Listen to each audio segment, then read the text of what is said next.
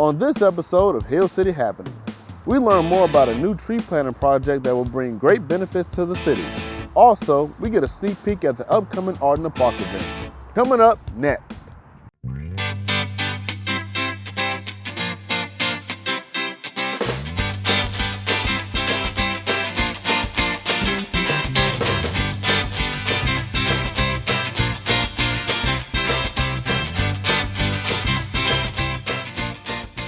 If you've driven on the expressway or even certain parts of town, you've probably seen these white tubes planted in the ground. And if you're like me, you're wondering, what are these white tubes? Well, these tubes are part of a tree planting project that is currently taking place in the city. Let's learn more about it. So we got some funding from the Virginia Department of Forestry to plant these trees. It's a little over 3,000 trees planted across 10 acres. The planting areas are field and lawn space that we've been mowing and spending a lot of time and maintenance on, just keeping them as grass, which really doesn't provide a lot of benefits. So by converting it from turf to forests, ultimately, we're providing a lot more benefits for the city. So the trees are being installed across 10 acres of open field space along the Lynchburg Expressway. We're planting the trees to create a forest so that we don't have to be mowing and bush hogging these areas anymore, but they can go back to natural forests to create wildlife habitat, sequester carbon from the atmosphere, provide oxygen. Along the Loud Expressway, they're also going to offer some noise dampening benefits for nearby residents and businesses. Wildlife habitat, including pollinators, is going to be a big benefit as well. So this planting was focused on the easy targets along the expressway, the big open spaces where we didn't have to put a lot of considerations into spacing off of the shoulders and clear zones and the more technical aspects of maintaining a highway. So this was the first phase of a few that we're hoping to do.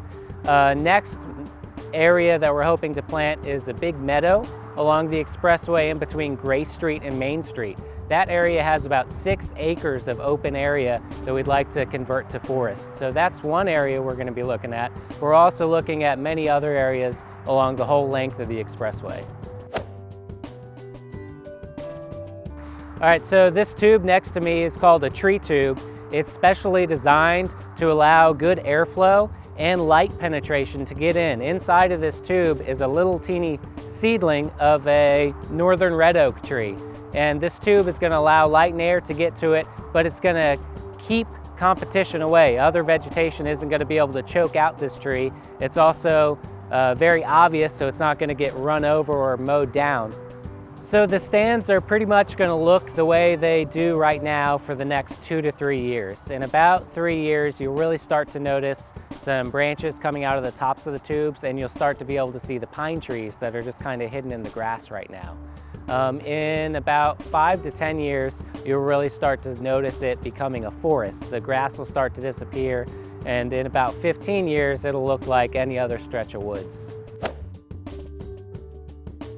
So if anyone wants to learn more about this project or has questions about any of the street trees or trees in the parks, they can feel free to give me a call, 434-455-4411. You can also send me an email, nicholas.meyer@lynchburgva.gov.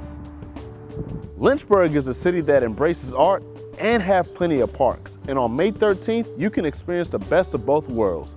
Let's learn more about the upcoming Art in the Park event. Art in the Park is an opportunity to connect the community with the Seven Hills Art Club and the art community in general and the Lynchburg community. It began quite a few years ago at the Miller Center as Art Expo, and it was an opportunity for the Seven Hills Art Club to showcase their art and connect with the community. From there it grew, and it was held at the Armory for about 2 years, and then COVID happened. So like many things during COVID, we took a pause, and when we were ready to start again, we thought what better way to social distance than to be out in the park and connect art with nature and have lots of fun activities for families in the community to come out and enjoy art. It will happen Saturday, May 13th at Riverside Park, and it will be from 10 o'clock to 3 o'clock. And in the case that it rains, it will be held the following day, May 14th, from 10 to 3. We'll see lots of paintings, and we have a varied an array of different artists who have different types of paintings, and so you'll see that. You'll also see pottery, and we'll have a pottery demonstration as well, and you'll see mixed media.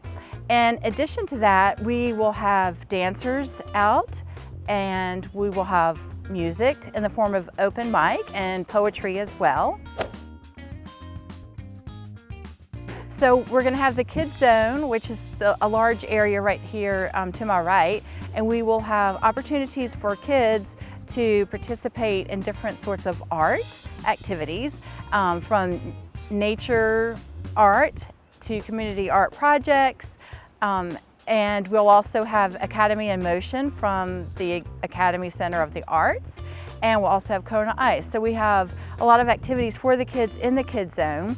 And then beside the Kids Zone, we'll have dance demonstrations from the Miller Center Dance Studio. We'll have some ballet groups, and we will also have Kumba Dance. We'll also be here doing a dance demonstration.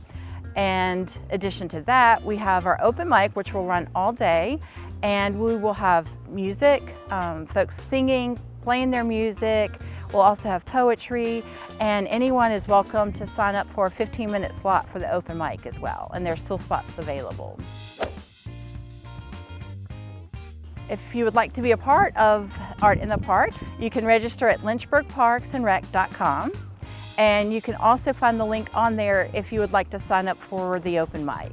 The deadline for artists is May 7th. And the deadline for open mic would be the 12th, which is the day before. Each year, Art in the Park is growing, and it's a beautiful park to come out to with your family. It is really just a fun place to come, spend the day outside, experiencing some art and having the kids run around. You can grab some food with Hot Diggity Dog or some Kona Ice. And we also have Renaissance Theater Company will be here doing a moving art exhibit. So you'll definitely want to come and see what that's all about as well. Well, that wraps up this episode. Till next time, I'm your host, Shaquille Cook, and this is Hill City Happenings.